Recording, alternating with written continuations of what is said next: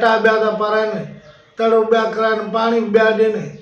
हाणे मां तंग थियो आहियां ॾाढो। 70-80 हज़ार दवाउनि जो ख़र्चा ऐं 43,000 मुंहिंजे घर वारे खे ₹1,00,000 महीने ख़र्चा। मां ग़रीब तबाह थियो, मूंखे मदद कयो मुंहिंजे साईं काश साईं। 2 साल खनि मूं दवा कराई, पोइ उन ठेकड़े पुट जो ज़हर जी गोरी ॼाए मरी वञी, जान छुटे, असांखे तबाह करे छॾियईं।